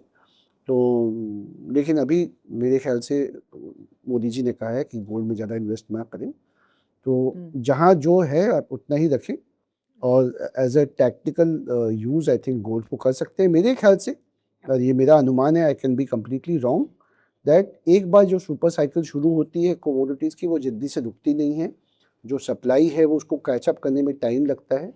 तो अभी जो एआई है और जो नई इंडस्ट्रीज़ आ रही हैं, उसमें काफ़ी ज़रूरत है मेटल्स की, और इसके कारण मुझे लगता है कि कमोडिटीज़ में एक सुपर साइकिल आ सकता है, और that can be effective hedge for your equity portfolio also. तो थोड़ा हिस्सा शायद कमोडिटीज़ गोल्ड में रखना चाहिए, but as a part of satellite portfolio. Okay, okay. So, I'm going to ask you a little personal question.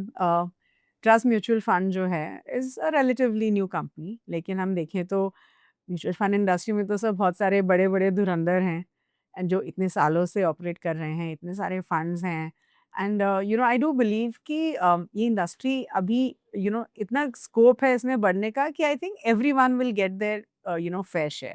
अगर आप अच्छा काम कर रहे हैं, अच्छी परफॉर्मेंस दे रहे हैं, तो इन्वेस्टर्स सारे फंड्स में इन्वेस्ट करेंगे, राइट? लेकिन इतना जो कंपटीशन है सर, तो how do you manage it? Like तो एक तो आप इस कॉन्टेक्स्ट से बता सकते हैं कि आपका जो स्टॉक पिकिंग स्ट्रैटेजी है वो आपको कैसे डिफरेंशिएट करता है compare to the bigger AMCs that we have, and आप अपने आप को रेलेवेंट रखने के लिए इन टाइम्स टू कम क्या अभी कर रहे हैं जिससे कि आप अगले 5 साल में 10 साल में रेलेवेंट रहेंगे? देखिए, एक तो हमारी टीम एंड एज अ अच्छी है। CEO ऑफ अ कंपनी हाँ, आई एम हाँ, बिल्कुल, आस्किंग यू बिल्कुल, दिस बिल्कुल, बिकॉज़ बिल्कुल, यू बिल्कुल, या बिल्कुल, नहीं, सही बात है आपकी। देखिए, एक तो क्या है कि हम चाहते हैं कि हम ये ऐसा हमारा ऐसा मानना है कि इंडिया काफ़ी अल्फ़ा क्रिएट करेगी। इंडिया में काफ़ी हद तक ग्रोथ आएगा। हमारी डेमोग्राफिक्स है, और शायद औसतन एज आके इंडियन की 29 साल की है। तो जो या वर्किंग एज पॉपुलेशन है 30 से 60, इसमें बहुत सारे लोग आएँगे आने वाले सालों में। उनका उनसे उनका कंजम्पशन होगा, इनका इन्वेस्टमेंट होगा। तो इसमें काफ़ी इंडिया को एक टेलविंड मिलती है कि इंडिया का ग्रोथ बरकरार रहेगा। From among the all the larger economies, India will be probably the fastest growing nation. तो उससे हमारी कंपनीज़ का भी काफ़ी फ़ायदा होगा। तो हमें लगता है काफ़ी अपॉर्चुनिटीज़ आएँगी, नई कंपनीज़ लिस्ट होगी। जो फंड्स छोटे साइज़ के हैं, वो शायद अल्फ़ा ज़्यादा क्रिएट कर सकते हैं, वो छोटी कंपनियों में इन्वेस्ट कर सकते हैं। आज जो राइट किसी का फंड साइज़ इतना बड़ा हो गया है, जैसे 50,000 करोड़ का एक फंड हो गया है, तो वो अगर 1% भी अपने फंड का डालना चाहे, तो उसे 500 करोड़ खरीदना पड़ेगा। तो वो जी 25,000 करोड़ की कंपनी के नीचे वो कुछ खरीद ही नहीं सकता है। तो ऐसा हमारा मानना है कि ऐसा एडवांटेज हमें है। ऑल्दो मैंने देखा है कि हमारी कंपनीज़ भी जो हम इन्वेस्ट करते हैं, वो टिपिकली 20-25,000 करोड़ के नीचे की कंपनियाँ बहुत कम है हमारे पास। बट हम वो वैल्यू जो अपॉर्चुनिटी है वो इवैल्यूएट करते हैं, हम देखते हैं, और कभी-कभी हम उस पे इन्वेस्ट भी करते हैं। तो एक तो हमें लगता है, और हमारा जो देखने का नज़रिया है, टर्मिनल वैल्यू इन्वेस्टिंग, ग्रोथ है, रीज़नेबल वैल्यूएशंस, ये जो चीज़ें हैं, ये काफ़ी यूनिक हैं। इससे हमें एक तो अभी तो हम क्या कर रहे हैं कि हम इसको इंस्टीट्यूशनलाइज़ कर रहे हैं, प्रोसेस बना रहे हैं कि कोई भी नया फंड मैनेजर आता है, एनालिस्ट आता है, उसी नज़रिए से देखे। तो हमारा ये मानना है कि देखिए, हम अगर रियलिटी से जुड़े रहेंगे, और हम अपने काम को सही लगन के साथ करेंगे, और हमारा इंटेंशन सही होगा तो परफॉर्मेंस तो एक आउटकम है जो आता जाता रहता है, तो हमें वो ज़्यादा चिंता नहीं है। एज़ लॉन्ग एज़ हमारे जो इन्वेस्टर्स हैं, हमारे जो डिस्ट्रीब्यूटर हैं, हम उनके लिए सही प्रोडक्ट सही टाइम पे दे सकें, उसको सही मैनेज कर सकें, हमारा उसी पे फोकस है। हम आउटकम पे इतना फोकस नहीं करना चाहते हैं। हमारे हमारे कमांड में, हमारे कंट्रोल में खाली हमारा कर्म है, हम अपने कर्म को ठीक से करना चाहते हैं, that's all. Okay, okay, wonderful. You know, and you know, like I also believe कि एक जो म्यूचुअल फंड है, इक्विटी फंड की अगर हम बात करें तो वो हमेशा के लिए परफॉर्मर नहीं हो सकता है, परफॉर्मेंस चेंज होती रहती है एवरी ईयर, राइट? सो आप ऐसा क्या स्ट्रैटेजी फॉलो करते हैं टू इंश्योर कि आपके जो फंड्स हैं वो अंडर परफॉर्म नहीं कर रहे हैं, राइट? लाइक यू सेड कि ठीक है, परफॉर्मेंस तो is an outcome of what we do, which is true, लेकिन आप हमें ये बताइए कि आपका फंड अंडर परफॉर्म ना करे, अब उसके लिए क्या करते हैं? And do you have a backup plan कि मान लीजिए कोई फंड अंडर परफॉर्म कर रहा है तो उसका रिकवरी के लिए आप क्या करते हैं, कि what is the internal strategy that's followed at Trust mutual fund? देखिए, जैसा कि मैंने पहले भी ज़िक्र किया कि कोई भी स्ट्रक्चर अगर आप बनाते हैं, तो वो स्ट्रक्चर से आपको लॉन्ग टर्म बेनिफिट मिलते हैं, चाहे वो सेहत में हो, चाहे इन्वेस्टमेंट्स में हो। वही चीज़ हम अपने फंड मैनेजमेंट पे भी कर रहे हैं। हमारे लिए रिस्क मैनेजमेंट भी उतना ही ज़रूरी है, जितना फंड मैनेजमेंट है। हम अपने फंड्स में ट्राई करते हैं ऐसा स्ट्रक्चर बनाने का, जिससे कि ज़्यादा अंडर परफॉर्मेंस ना आए। हम चेक करते हैं कि हमारी स्टाइल तो कहीं ड्रिफ्ट नहीं हो रही है। ऐसे काफ़ी चीज़ें हम पीरियोडिकली इवैल्यूएट करते रहते हैं और कंपनियों पे तो ध्यान देते ही हैं, मैक्रो इकोनॉमिक्स पे भी ध्यान देते हैं, परफॉर्मेंस पे भी एक नज़र रखते हैं। और हम ऐसा चाहेंगे तो नहीं कि हम कभी अंडर परफॉर्म करें, लेकिन हम काफ़ी सारे हमने मीन्स बनाए हैं, स्ट्रक्चर बनाया है, जिससे कि अर्ली वार्निंग सिग्नल मिलती है फंड मैनेजर को। हम कंपनीज़ के गवर्नेंस पे भी ध्यान रखते हैं, उनकी अर्निंग्स पे भी ध्यान रखते हैं। तो हम अपना काम करते हैं और हमने कोशिश की है कि फंड मैनेजर को काफ़ी हद तक सपोर्ट मिले दूसरे फंक्शंस से, जिससे कि उसे समझ में आ जाए कि भाई वो कुछ गलत कर रहा है और वो अपना कोर्स करेक्शन कर सके। तो वी अंडरस्टैंड दैट कि देयर विल बी इन्वेस्टर्स जो शॉर्ट टर्म के लिए भी आते हैं, तो हम ऐसा नहीं चाहते कि किसी का भी बहुत ज़्यादा ख़राब एक्सपीरियंस हो। तो हम इंडेक्स से भी अपने आप को कंपेयर करते हैं, हम देखते हैं कि हम कितना ऑफ इंडेक्स बेट ले रहे हैं। तो काफ़ी चीज़ें हैं जिन पे हम नज़र रखते हैं, जिससे कि हमारी जो गाड़ी पटरी पे चलती रहे। Fair enough. So now let's get to your personal portfolio, Sandeep sir. So I want to ask you certain questions जो हम जिससे हमें ये समझ में आएगा कि as someone जो इस इंडस्ट्री के you've been a part of this industry for so many years, आप अपना पोर्टफोलियो कैसे मैनेज करते हैं? सबसे पहले तो मेरा एक सिंपल सा सवाल है, ऐसी कौन सी एएमसीज हैं जिनको आप एडमायर करते हैं apart from your own of course, and आपके फेवरेट फंड मैनेजर्स कौन हैं जो आप चाहेंगे कि आपकी टीम में आए?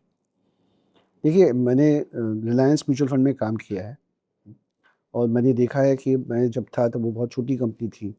वहाँ से बहुत अच्छा काम किया उन्होंने, वो निप्पॉन एएमसी बन गई है और उनकी भी बहुत अच्छी स्ट्रक्चर्स बनाए हुए हैं, उनके फंड्स अच्छे परफॉर्म कर रहे हैं। तो कुछ फंड मैनेजर्स को मैं पर्सनली भी जानता हूँ और मैं आई ट्रूली एडमायर जो निप्पॉन ने अचीव किया है इंडिया में, बहुत ही अच्छा काम किया है। And going forward also I wish them luck. I think PPFS ने बहुत अच्छा काम किया है। आई थिंक ये तो काफ़ी हद तक स्टैब्लिश हो गया है कि उनके रिस्क एडजस्टेड रिटर्न्स काफ़ी अच्छे हैं। I think they have done a great job. मेरी पहली जॉब लगते-लगते रह गई थी, मैं जॉइन नहीं कर पाया एसबीआई म्यूचुअल फंड में। तो वहाँ के जो फंड मैनेजर्स हैं वो भी काफ़ी अच्छे हैं। तो ऐसी काफ़ी सारी अच्छी कंपनियाँ हैं। बट ऐसा यूनिक फंड मैनेजर नहीं है जो मैं चाहूँ कि मेरी टीम में हो। अगर मैं ऐसा चाहूँ तो मैं रख लूँगा ना उसे। तो मेरी जो टीम है वो अभी एकदम बिल्कुल सही टीम है। हम उसे ऐड कर रहे हैं, हम नए फंड मैनेजर्स ले रहे हैं उसमें और मेरे ख्याल से we are very happy with the current fund management team. So I wouldn't want anybody to join us, but there are so many people that we admire. Yes. Okay, okay, and आपके portfolio में कौन से funds हैं Sandeep sir? Tell अस।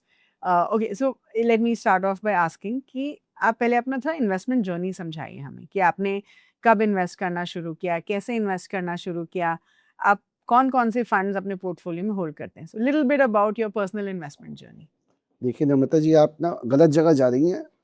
मैं पहले शुरू किया था as a bond investor professionally, as a bond fund manager for various mutual funds. उसके बाद मैं आईसेक पीडी ज्वाइन किया, जहाँ मैं परहैप्स इंडिया का सबसे बड़ा बॉन्ड ट्रेडर था शायद इसी ज़माने में। तो हमें लगता था कि हम बहुत स्मार्ट हैं, तो हम म्यूचुअल फंड्स को क्यों देंगे, हम खुद ही मैनेज करेंगे। और काफ़ी गलतियाँ की, काफ़ी ठोकरें खाई।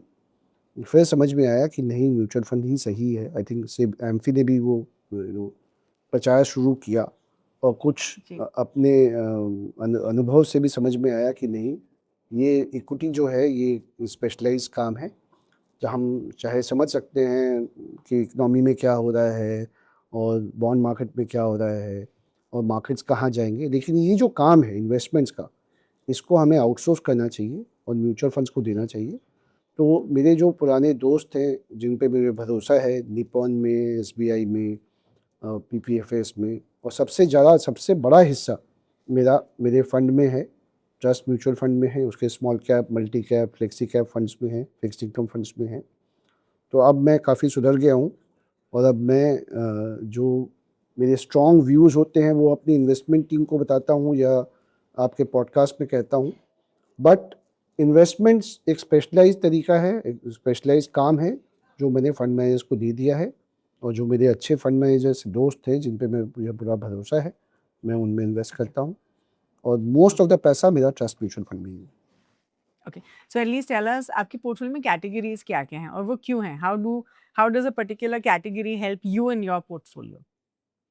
देखिए, काफ़ी मेरा एक एसेट एलोकेशन है, 40% मेरा डेट फंड में है, और ओके, मेरे ख्याल से शॉर्ट ड्यूरेशन फंड एक ऐसी एवरग्रीन कैटेगरी है जिसमें रोल डाउन का भी बेनिफिट मिलता है, कॉर्पोरेट बॉन्ड स्प्रेड्स का भी बेनिफिट मिलता है। तो काफ़ी पैसा मेरा शॉर्ट टर्म फंड में है, जहाँ पे एक अच्छी रेगुलर इनकम आती रहती है, और कभी मुझे लगता है कि इंटरेस्ट रेट नीचे आएंगे तो शायद मैं गिल्ट फंड में डाल दूँ। बट अभी तो मुझे हुँ, लग रहा है कि इंटरेस्ट रेट शायद थोड़ा ऊपर ही जाएंगे इन्फ्लेशन पर। मेरा ऐसा मानना है कि हुँ, इन्फ्लेशन अभी हमें थोड़ा और धमकाएगा, डराएगा, और उसके हुँ, कारण इंटरेस्ट रेट्स ऊपर जाएंगे। तो जी, 40% करीब डेट में रहता है, 60% इक्विटी। इक्विटी में लार्ज कैप काफ़ी कम है, मिड और स्मॉल कैप में ही ज़्यादा पैसा है।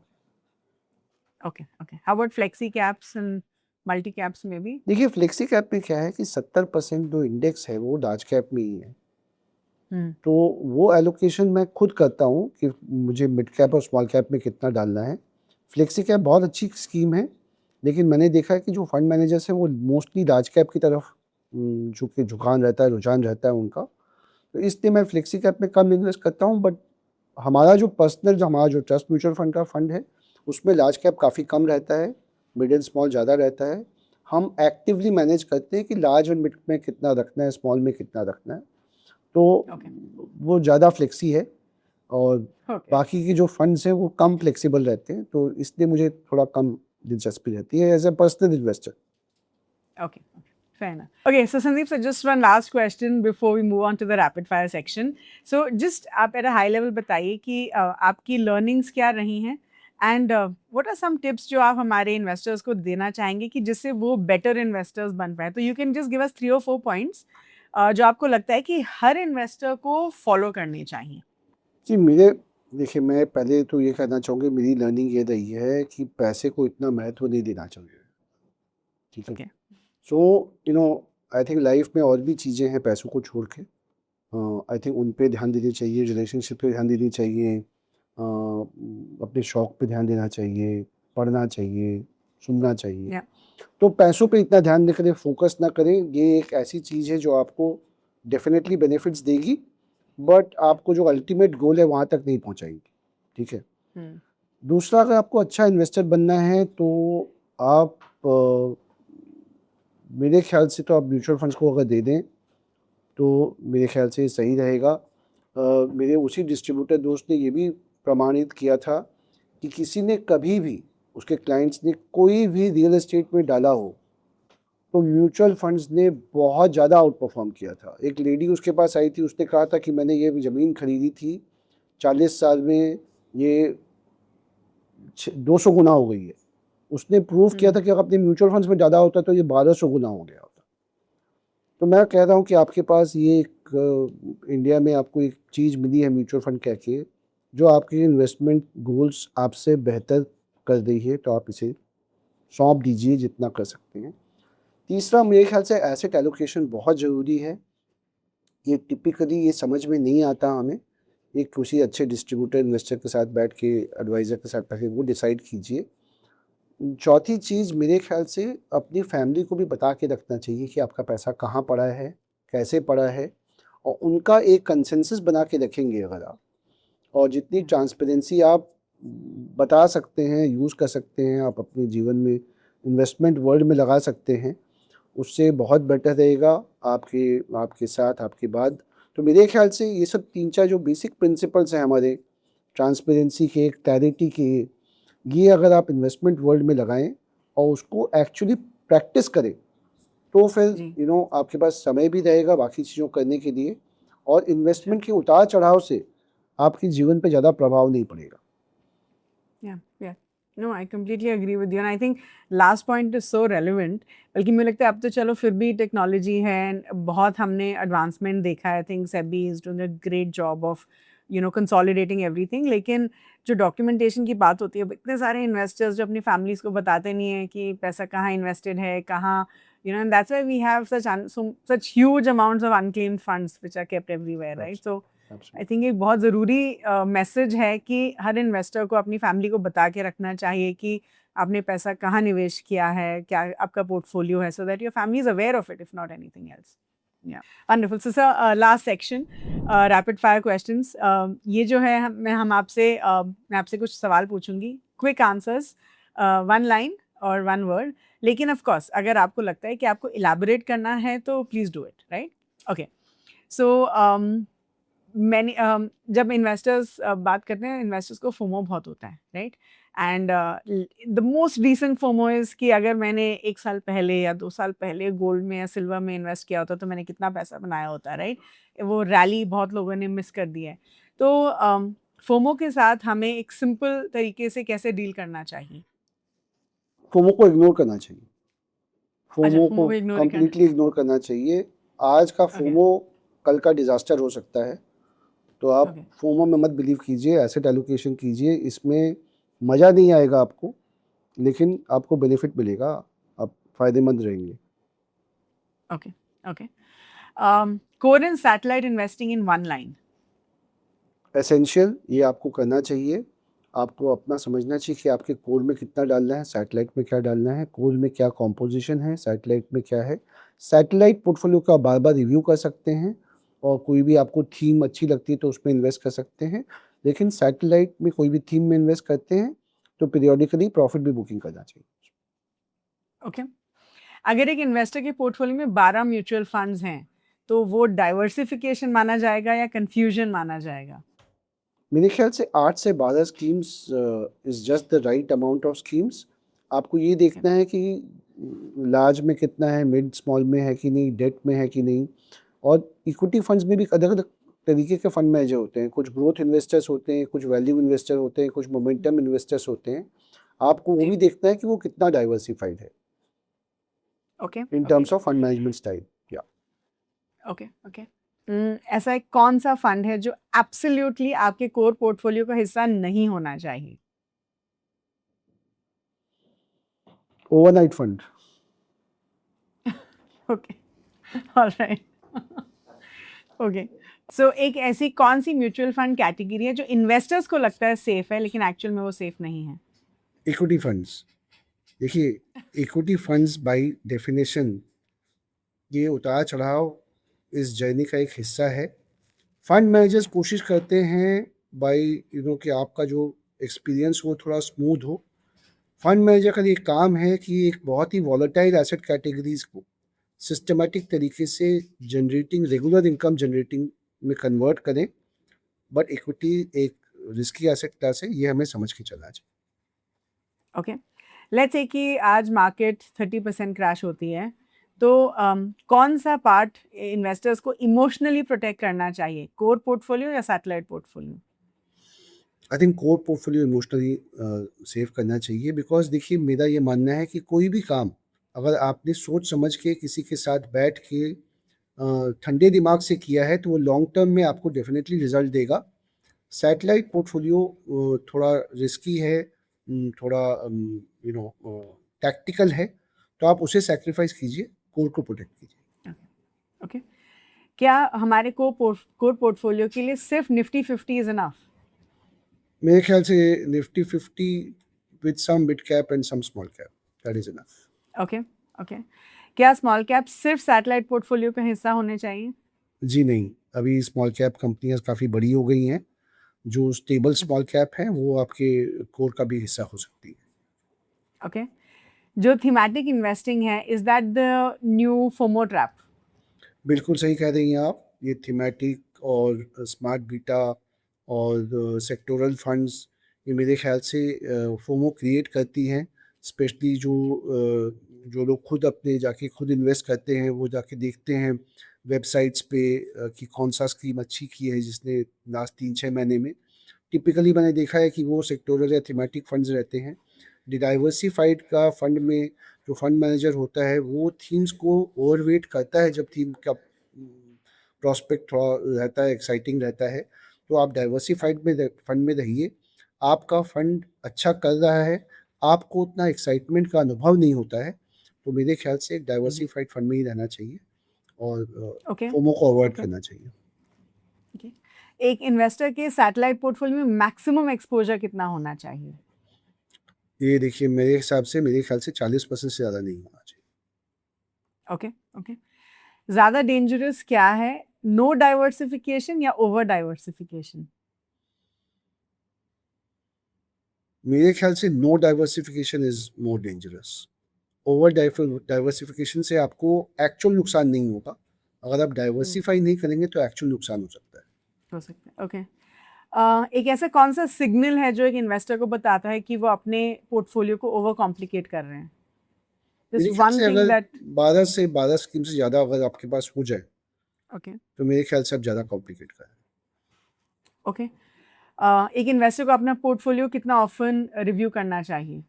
मेरे ख्याल से 6 महीना या 1 साल, okay and with the help of a external person. Okay okay, ऐसा एक सबसे बड़ा लेसन क्या है जो इंडियन इन्वेस्टर्स को सीखना चाहिए था in the last 5 years? I think I think Indian investors तो काफ़ी हद तक सीख गए हैं कि इक्विटीज़ में इंडिया में जो ग्रोथ है वो दुनिया की बाकी कंट्रीज से ज़्यादा है। आई थिंक ये तो समझ में आ गया कि इक्विटीज़ एसेट क्लास जो आउट परफॉर्म करेगी, इन्फ्लेशन को बीट करेगी, आपका परचेजिंग पावर बना के रखेगी, रियल रिटर्न्स देगी आपको। आई थिंक एक चीज़ और हम सीख सकते हैं कि थोड़ा पेशेंस रखना पड़ेगा। I think equity asset class ऐसी एसेट क्लास है जहाँ पे लॉन्ग टर्म इन्वेस्टिंग में आप शॉर्ट टर्म वॉलेटिलिटी को ओवरकम कर सकते हैं। तो ये पेशेंस वाली बात जो नए इन्वेस्टर्स आए हैं उनके लिए ज़्यादा लागू होती है। उन्होंने मार्केट साइकिल्स देखी नहीं है, तो वो कई बार मैंने देखा है कि वो वापस निकल के एफडी में चले जाते हैं। तो इसलिए अगर एसेट एलोकेशन करेंगे तो आपका जो रिएक्शन फंक्शन है वो भी काफ़ी बैलेंस्ड रहेगा। तो patience I would say is what is required. Okay, last question, there is a belief कि high risk is equal to high returns, क्या ये मिथ है या रियलिटी है? देखिए, अगर आपको खेलना आता है तो ये सही है, और अगर आपको इन्वेस्ट करना नहीं आता तो मेरे ख्याल से ये मिथ है, बिकॉज आप हाई रिस्क लेंगे लेकिन आपका रिटर्न लो होगा। तो ये जैसा कि मैंने पहले भी कहा कि ये फंड मैनेजर का स्पेशलाइज्ड काम है। आप उनको पैसा अपना सौंप दीजिए और उन्हें अपना काम करना दीजिए। Okay, wonderful, thank you so much Sandeep sir. I think हमने बहुत सारे सेगमेंट्स आज कवर किए, बहुत से कैटेगरीज के बारे में भी डिस्कस किया। So thank you so much for your time and I do hope कि हमारे इन्वेस्टर्स, बहुत सारे इन्वेस्टर्स इस एपिसोड को व्यू करके अपना कोर और सैटेलाइट पोर्टफोलियो बहुत अच्छे तरीके से बना पाए, if not anything else. So thank yes you yes so much for your absolutely. Time Sandeep sir. Thank you Thank so you. Much Namrata. Well, I do believe that this was a wonderful conversation. हमने इतना कुछ सीखा about different categories of funds और कौन से funds satellite और co portfolio में होने चाहिए। तो जल्दी से जो भी हमने conversation किया है मैं आप सबके लिए summarize कर देती हूँ। सबसे पहले हमने संदीप जी से पूछा कि हमारे core और satellite portfolio में होना क्या चाहिए, how do we construct this portfolio. तो मिस्टर संदीप सेज कि आपके जो कोर पोर्टफोलियो उसमें आप large cap funds, flexi cap, mid cap और स्मॉल कैप डाल सकते हैं। ये इसलिए क्योंकि देखा जाए तो मिड कैप और स्मॉल कैप्स ने एक तो काफी अच्छी परफॉर्मेंस दी है and at the same time उनका रिस्क भी अभी देखा जाए थोड़ा कम हुआ है। आपके सैटेलाइट पोर्टफोलियो में आप गोल्ड डाल सकते हैं, सिल्वर डाल सकते हैं, आप थीमेटिक या सेक्टरल फंड्स डाल सकते हैं। बट ही ऑल्सो सेज कि अगर आप if you are a little older investor और आप you are nearing your financial goals, तब आपके कोर पोर्टफोलियो में शायद लार्ज कैप फंड्स और फ्लेक्सी कैप फंड्स होने चाहिए और आपके सैटेलाइट पोर्टफोलियो में आप फिर मिड और स्मॉल कैप डाल सकते हैं। सो ही ऑल्सो सेज कि इवेंचुअली जो हमारा पोर्टफोलियो कंस्ट्रक्शन होता है that completely depends on our risk tolerance. फिर हमने मिस्टर संदीप से पूछा कि मिड कैप कंपनीज का या मिड कैप फंड का हमारे पोर्टफोलियो में क्या इंपॉर्टेंस है। मिस्टर संदीप सेज कि अगर हम देखें तो जो लार्ज कैप कंपनीज होती हैं वो इस्टेब्लिश कंपनीज हैं, स्टेबल कंपनीज हैं। जो स्मॉल कैप्स होती हैं वो ग्रोथ ओरिएंटेड हैं लेकिन वो वॉलेटाइल होती हैं। जो मिड कैप कंपनीज हैं they are at a very sweet spot क्योंकि वो इस्टेब्लिश कंपनीज हैं लेकिन वो ग्रोथ ओरिएंटेड हैं और इसका मतलब यह है कि उनमें इतनी क्षमता है कि वो लार्ज कैप्स को भी बीट कर पाए। So they are the future large caps for us. And he also says कि मिड कैप्स में ऐसे भी बहुत सारे सेक्टर्स होते हैं जो रिप्रेजेंटेड हैं जो लार्ज कैप्स में आपको शायद उतने नहीं मिलेंगे। फॉर एग्जांपल इंफ्रास्ट्रक्चर हो गया, फार्मा हो गया, केमिकल्स हो गया, डिफेंस, मैन्युफैक्चरिंग, बहुत सारी new age companies. So he also says कि अगर हम मिड कैप्स का मार्केट कैप देखें एट दिस पॉइंट वो करीब 40% है। सो ही सेज कि जो मिड कैप फंड्स हैं वो डेफिनेटली हमारे कोर पोर्टफोलियो का हिस्सा होने चाहिए। फिर हमने मिस्टर संदीप से पूछा कि क्या हमें अपना जो पोर्टफोलियो है, म्यूचुअल फंड पोर्टफोलियो, उसमें से हमें प्रॉफिट बुकिंग करनी चाहिए या हमें अपने फंड्स को होल्ड करके रखना चाहिए फॉर लॉन्ग टर्म, या फिर हमें प्रॉफिट बुकिंग करके री इन्वेस्ट करना चाहिए। सो मिस्टर संदीप सेज कि आइडियली स्पीकिंग जब आप अपने फंड से पैसा निकालते हैं तो आपको कैपिटल गेन्स का टैक्सेस का इनकर करना पड़ेगा। So logically speaking you should not turn your portfolio too much. आपको जो है अपना प्रॉफिट बुकिंग नहीं करना चाहिए अनलेस आप अपना कोई फाइनेंशियल गोल अचीव करने वाले हैं और आप उसके लिए इन्वेस्ट कर रहे थे एक म्यूचुअल फंड में। फिर हमने मिस्टर संदीप से पूछा कि हमें अपना पोर्टफोलियो रीबैलेंसिंग कैसे करना चाहिए जब हम ये कोर और सैटेलाइट अप्रोच फॉलो कर रहे हैं। तो मिस्टर संदीप सेज कि असेट एलोकेशन जो है वो बहुत ज़रूरी होता है। Come to look at it, एक इन्वेस्टमेंट से हमें रेगुलर इनकम चाहिए, हमें टैक्स एफिशिएंसी चाहिए और हमें रिटर्न्स चाहिए। सो लॉजिकली स्पीकिंग अगर आप असेट एलोकेशन कर रहे हैं तो आपको इन सब का बेनिफिट मिल सकता है। तो आपके पोर्टफोलियो में एक फिक्स्ड इनकम एलिमेंट जरूर होना चाहिए, जैसे आपने डेट फंड्स में इन्वेस्ट किया एंड सो ऑन, क्योंकि वो आपको रेगुलर इनकम वाला पार्ट आपको मैनेज करते हैं। फिर आपको एक्विटी फंड्स में यू शुड इन्वेस्ट, आपका जो एलोकेशन होना चाहिए based on your risk profile. So he says कि और इसीलिए जो है रीबैलेंसिंग बहुत ज़रूरी होता है जब आप असेट एलोकेशन करते हैं, क्योंकि थिंक अबाउट इट, जब मार्केट क्रैश होता है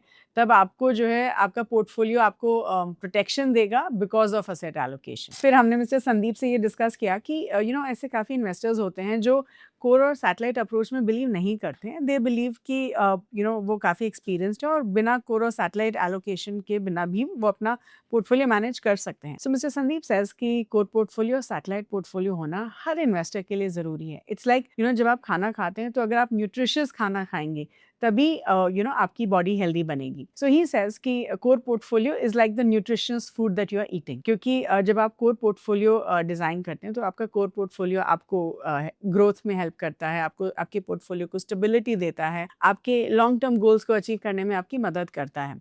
अगर आपको आपके पोर्टफोलियो में एक्साइटमेंट चाहिए तब वो होगा आपका सैटेलाइट पोर्टफोलियो, जिसमें आप 15 से 20% एलोकेशन कर सकते हैं और अगर आप कंफर्टेबल हैं तो उससे थोड़ा ज़्यादा भी कर सकते हैं। लेकिन कोर पोर्टफोलियो होना वो बहुत बहुत ज़रूरी है, बिकॉज वही आपको इवेंचुअली आपके गोल्स की तरफ आपको भेजेगा और आपको आपके गोल्स अचीव करने में मदद करेगा। फिर हमने मिस्टर संदीप से पूछा कि जो स्मॉलर AMCs हैं वो बड़े AMCs के साथ बहुत ज़्यादा कॉम्पिटिशन फेस करती हैं, तो how do you manage a scenario like this. तो मिस्टर संदीप सेज कि अगर हम इंडिया की बात करें, it's a fast growing nation and it will continue to be a fast growing nation.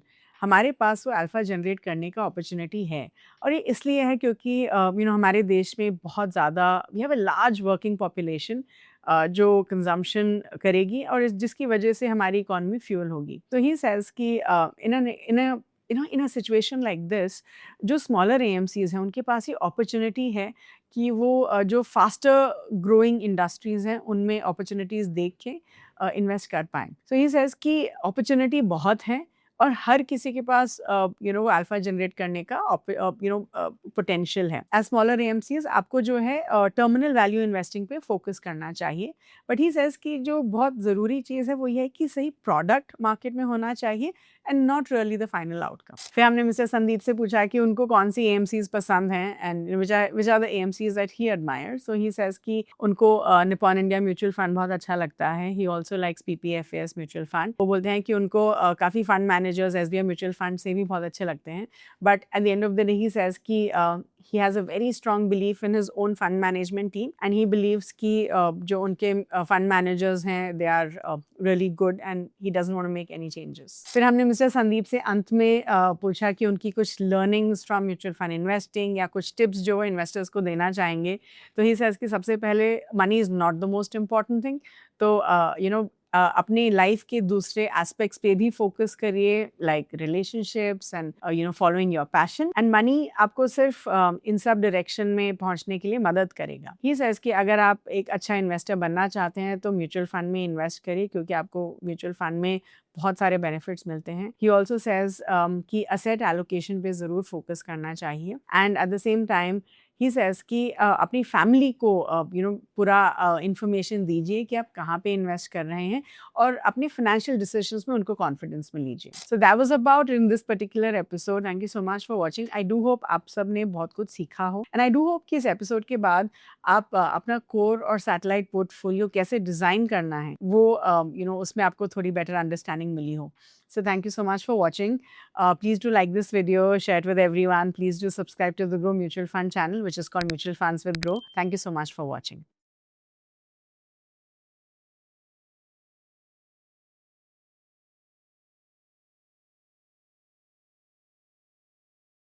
Mutual fund investments are subject to market risks. Read all scheme-related documents carefully.